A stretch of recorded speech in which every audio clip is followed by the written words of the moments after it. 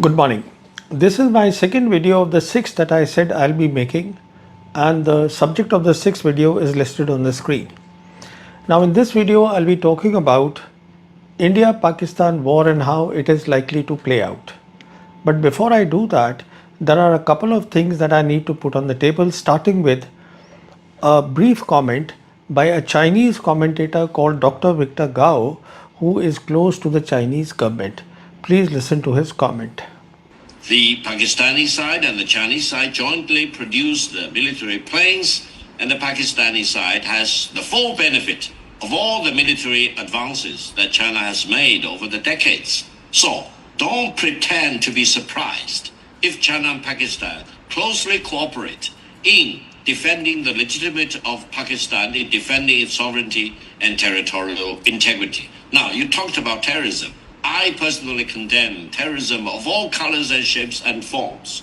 And we need to deal with the fundamental reasons for terrorism. But whenever there is a terrorist attack, you cannot just jump the gun and jump to the conclusion that accusing a certain other country as sponsoring the terrorist attack. Let's deal with the terrorist attacks as they are and get to the bottom of that by exhausting all investigation and inquiry before you will be justified to take military actions. From the Chinese perspective, taking military action is always a matter of last resort rather than a first resort. And I think it will be completely unjustified for India to jump the gun and to attack another country by claiming that that country is behind whatever terrorist attack. Now, Victor Gao has made 2 points very clearly. One, that India jumped the gun in Operation Sindoor. It exercised the military option first without exploring the other options, and China is not happy about it. His second point is that while China-Pakistan relationship has existed for decades, now it is very much in the open, and China will support Pakistan's sovereignty at all cost. My two assessments based on what Gao has said are, which I wish to share, is that China has lost any hope, if it had, of having normal ties with India as long as the Modi government is in power. This is very obvious from the statement of Dr. Victor Gao.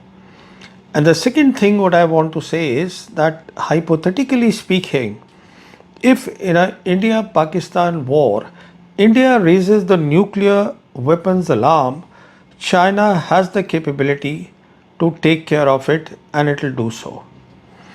Now, I have said that after 5th August 2019, things changed between China and Pakistan. Their relationship in military terms, amongst other, became very intense. And I want to share two examples of that with the viewers.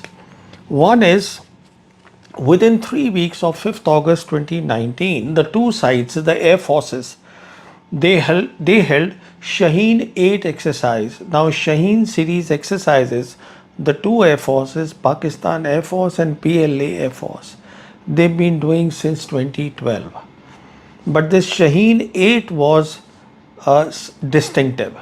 It was done in Xinjiang, and at the end of the exercise, the PLA commander, Shin, this is how he summed up the exercise. He said, Shaheen series jet exercises started as one-on-one dogfights. That is way back in 2012, but now it has evolved into systemic mock battle featuring more warplanes, multiple military branches, which include ground forces that deploy missiles and electronic countermeasures. So this was a complex exercise where three things were prominently done. One was the Pakistan Air Force new war concept, what they called multi-domain operation. The second was the use or the participation of Pakistan's integrated air and missile defense systems. And the third was that electronic warfare was central to this exercise.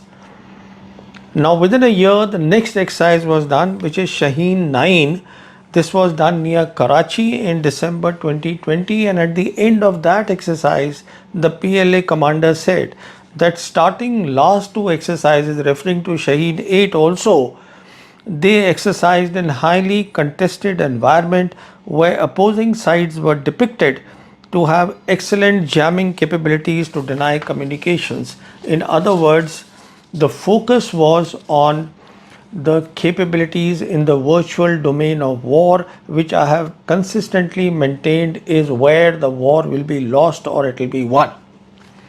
And these two instances are there in my book that I wrote in 2021, came out in 2022, where I have very clearly written the threat that India faces from Pakistan and how a likely war will play out. But not many people in my country read my book. That besides, the next point that I want to talk about is there is a bit of a controversy created about the relationship Asim Munir, the army chief, has with the air chief after Asim Munir has been elevated to the 5-star field marshal rank.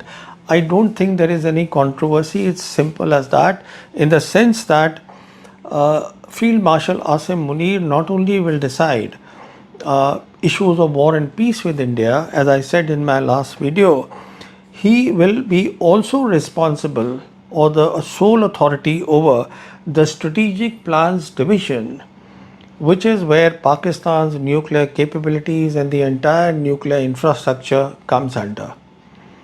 And because he is 5-star now, so any responsibilities that the 4-star Chairman Joint Chiefs of Staff might have had in this, in my assessment, no longer are there. And as far as the Air Force Chief is concerned, Air Chief Marshal Zahir Babbar Sidhu, he came into office in March 2021, got an extension.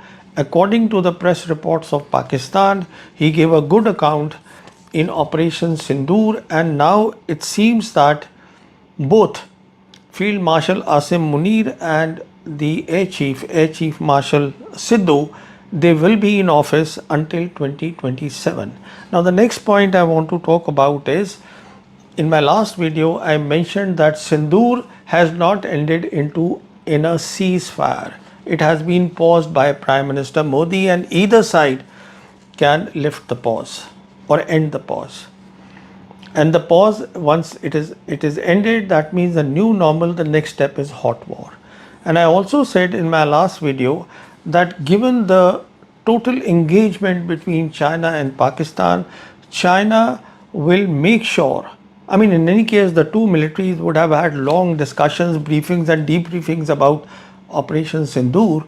So all that is required in the physical domain, all that is required in the virtual domains will be given the top line stuff, state of the art, by China to Pakistan, because in any case, Chinese are not happy with India at all. So in my assessment, whichever side may end the pause, we should be looking at the second half of 2026 and the first half of 2027, because both these officers are in office until 2027 as difficult period for the region. Now come to the subject of how a likely war, India-Pakistan war, will play out. We got a very clear glimpse of that in Operation Sindoor, that it will be in two parts. Part number one is, I was recently in Kashmir, where I was told that starting 6th May morning, the government websites, they were down, cyber attacks from Pakistan. And all the administrative websites of the government where the people would pay the bills, the electricity bill, the power bill or whatever, they all were down, and most of them are still down. And everything is being attributed to cyber attacks from Pakistan in Kashmir. Now you see, cyber attacks are non-attributable. Even the Chinese can do it from Pakistan. So what I want to put across is that this was a glimpse of what very little happened in Kashmir. In case of a hot war, we will see a lot of capabilities of the Chinese in cyber domain, cyber warfare, being attributed to Pakistan and being done in the whole of India. And why I say that is, a bit for the viewers to note. Now, you see, we know that it is the Americans who invented the internet, and the World Wide Web came into being in 1989. Starting next year, 1919, the Chinese were already thinking of how to put malware in cyberspace. Malware is the malicious software weapons, how to put them in space and how to destroy information. Because Chinese then only concluded that information in a war with America, which is their primary adversary, information will not be a sideshow, it will be the main line of effect. And information denial has always been their strategy. So we saw a lot of this happening, cyber attacks in India, which were attributed to China. And they intensified after April 2020, once the Chinese, the PLA, came to occupy our territory in East Ladakh. That is where we learnt of more attacks happening on our nuclear plants, then in the government offices, South Block, then power stations, then hospitals like All India Institute of Medical Sciences, and the most prominent was in October 2020 in Mumbai, where there was a major power outage for many hours and the train stopped and the Bombay Stock Exchange was closed down. And all this we later learnt, while the Modi government didn't say these were cyber attacks, but the New York Times reported that these were cyber attacks done by China. So the point to make is, what was the use of cyber attacks? I mean, they've been doing so many cyber attacks. It's very simple. This is called cyber reconnaissance. Every time you do an attack, like an attack, in the on the kinetic field, it's a different attack. You do attack, and after that you do the battle damage assessment. That means you see a target, how difficult it is. For example, the computers of the South Block, they will be very difficult to inject malware into them than perhaps the computers of All India Institute of Medical Sciences. So you do a damage assessment, battle damage assessment after the cyber attacks, wherever they are done, and based on that, then an assessment is made as to what sort of weapons are to be made, cyber weapons. Weapons are of two kinds: cyber force weapons and cyber value weapons. Counter force and counter value weapons.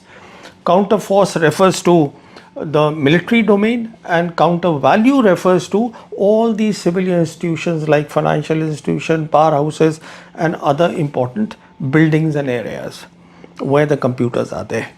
And Chinese have enormous capability in making all type of cyber weapons, because you basically need three things and they have an ample. What is required is nanotechnologies. Chinese have it, they are very good. And you need supercomputers, they have it.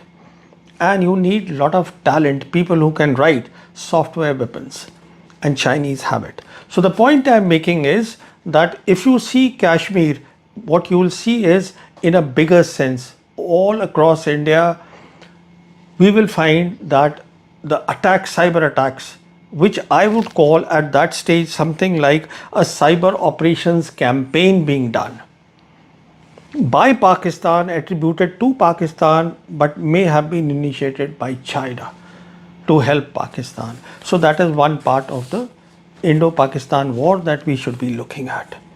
And the second is, in the battlefield or the battle space, what will happen. Now, I don't know what will be the political objectives and the war aims of Pakistan, because they both will be decided by Field Marshal Asim Munir. But what is very clear is that the Pakistan military campaign will be led by their Air Force. Air Force will lead the campaign, fully supported by China. The Air Force and the Pakistan military will have total transparency of the battle space, something which will not be available to the Indian side. So nothing about the Indian side, their command and control structures, command and control centers, or their communication centers, nothing will be hidden because of the Chinese satellites which will be available to the Pakistan side. Now, because they've been exercising so much, so the Pakistan Air Force, what we will see is they doing a high intensity campaign with the simple aim of having air superiority, if not dominance, of the sky. And for that, what we'll see is their missiles and their fighters in the game. And if there is a requirement for the air corridor coordination, that they would do, and they would have a lot of expertise because they have done a lot of exercises in this area. Next, drones. As far as drones are concerned, which we saw a lot in the new normal, will actually be a sideshow as far as the high intensity campaign is concerned, where I said the focus will be the missiles and the fighters. Next, the army, the Pakistan army, will be in the follow-on phase. That means once the air superiority, I'm assuming, is created by the Pakistan Air Force, then the Pakistan army will move forward. And when I look at the entire geography, what looks to me, and I have mentioned in my book also and other things also, that Siachen seems to be most vulnerable to me in case of an India-Pakistan war. Other things also there. But why I say about Siachen is because Siachen is sandwiched.